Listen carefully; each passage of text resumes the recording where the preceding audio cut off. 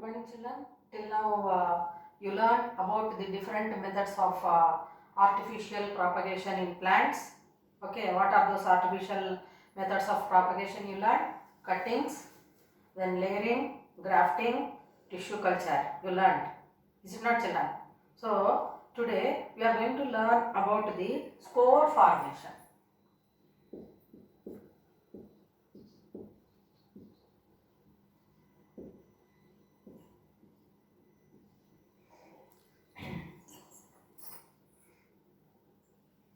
You might have observed in your homes leftover rice or chapati. If we keep it aside, or fruits or vegetables, if we keep them aside, which are soiled or spoiled, we'll observe black or whitish slimy structures or powdery mass we can observe. So what is that on chapatis especially? You are going to do this activity also. So you are going to observe it.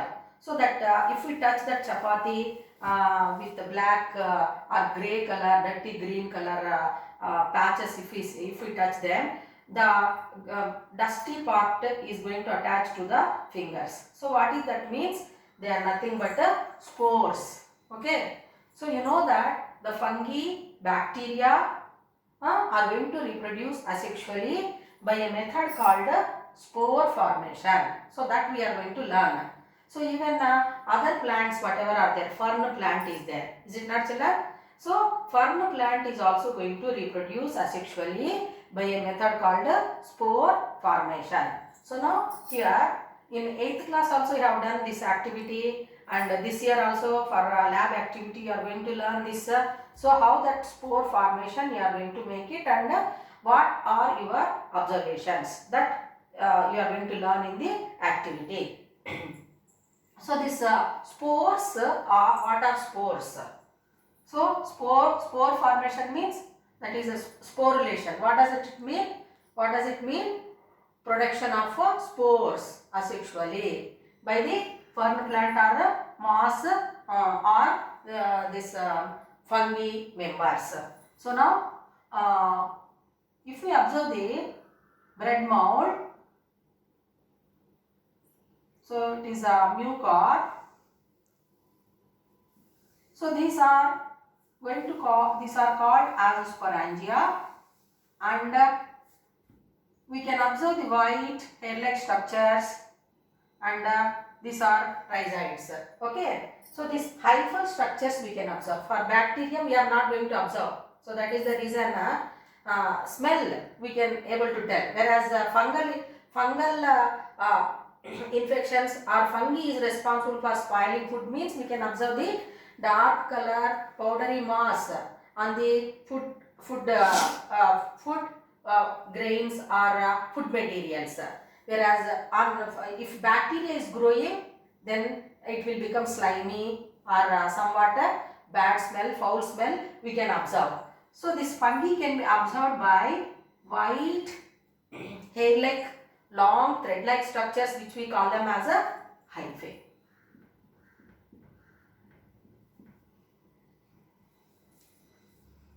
Okay, so I said spores, they are going to be produced in a structure called sporangia.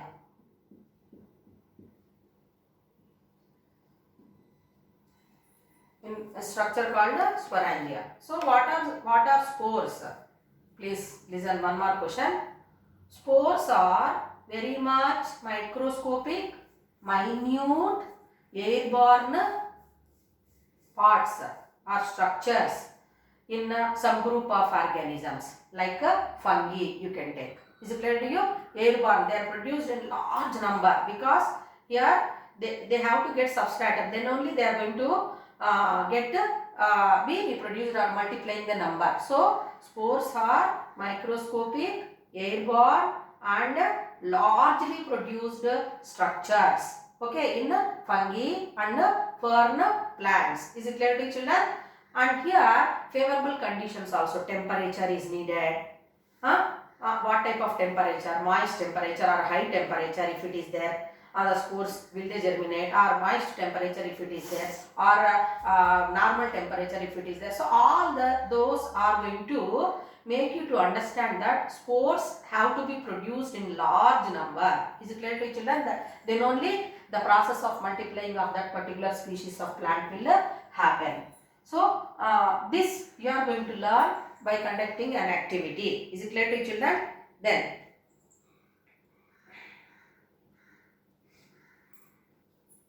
to observe this rhizopas or bread mold under the microscope, what you have to do? Okay, so you have to do an activity. What is that means? You have to take a bread mold, sprinkle water, or chapati also you can take, sprinkle water and put it in a plastic bag, plastic cover, or you can keep it in a container with a lid, and before keeping that in a cover, sprinkle water on that and cover it, and you have to keep. So after a few days the mold starts growing. Is it clear to children? But it takes a week days or more time it will take to observe the black patches. Okay.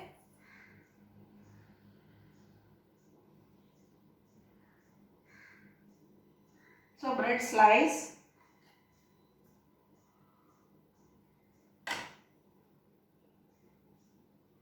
So we have taken a bread slice and we sprinkled water and we put it in the cover, plastic cover, and we kept in a dark place. So sprinkling water.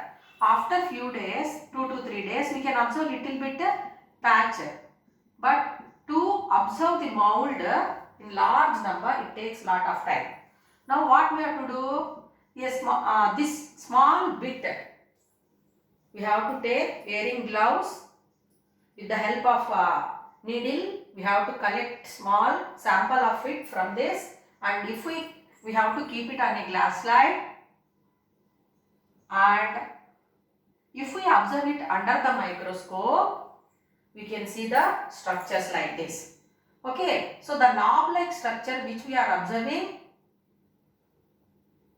under the microscope, it is called sporangia, and fine thread-like structures are called hyphae, and these are called rhizoids. So when the sporangia matures, what will happen? The membrane of the sporangia bursts and it will scatter large number of minute microscopic structures called spores. They are called as spores. Okay, what we have to do?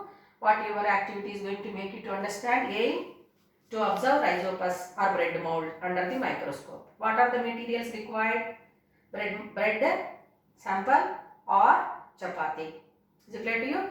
So we have to sprinkle on it water, and we have to put it in a cover or in a box with lid, and after few days it starts growing, and after a week days, we can observe the dusty or powdery grey color, dirty greenish moss we can observe, and wearing gloves to the hand, with the help of needle, little bit we have to collect and we have to keep it on the glass slide, then put a small drop of water on it and cover it with cover slip, and if we observe it under the microscope, that will be the procedure, and we observe the structures. So what will be your observation?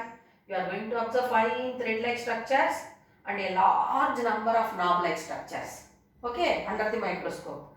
So thread-like structures are called hyphae and knob-like structures are called as the sporangia. Okay, when the sporangia grows in full size, they burst and scatter the large number of spores. Is it clear to children? Then, as it is a fungi you are observing, we have to follow some precautions, children, when we are conducting this activity. Why?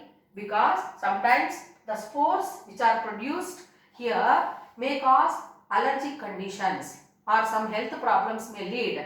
So to avoid that, what we have to do? Wear mask, cover your nose and mouth, and wear gloves. Okay, and we have to be careful when we are collecting the mass from the bread or chapati bit. Is it clear to you? Apart from that, The people who are suffering from asthma or any other respiratory problems, they are not supposed to do this activity. Is it clear to you?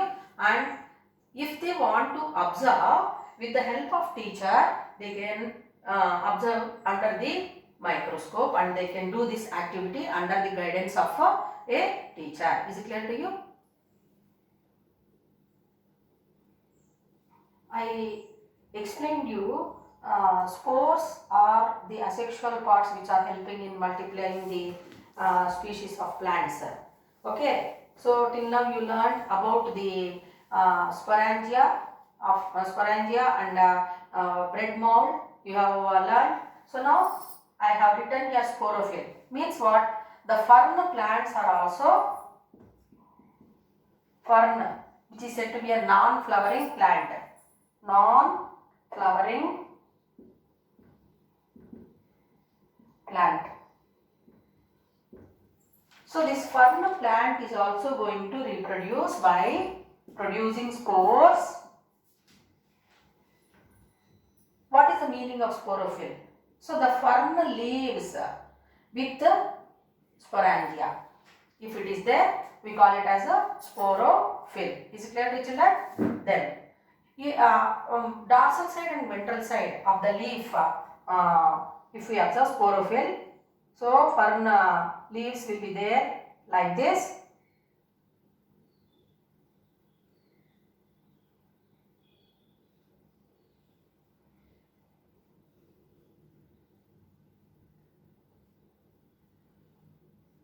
So if we turn it back and ventral side, if we see, there will be a large number of round circular structures we can observe. So what are those structures? They are called as a sporangia. So on this sporophyll of fern plant, we can observe on the ventral side of this large number of sporangia. So this sporangia we have to take in the hand by rupturing the sporophyll. We have to take in hand, and if we rupture sporangia, we can keep under the microscope, and if we observe large number of spores we can observe. Is it clear to children? So that is about how this fern plant is going to reproduce by spore formation. Is it clear to you? So fern plant is a non-flowering plant, okay, cryptogram, where it is going to reproduce through spores. So favorable conditions are needed. So the leaves with the spores or sporangia, it is called as sporophyll, and you can also observe if you come across, if you go to any park, fern plant is said to be that is an ornamental plant. So we can also grow in our homes. So then we can observe clearly the sporophylls of a fern plant and how they are going to reproduce. So here alternation of generation you can observe.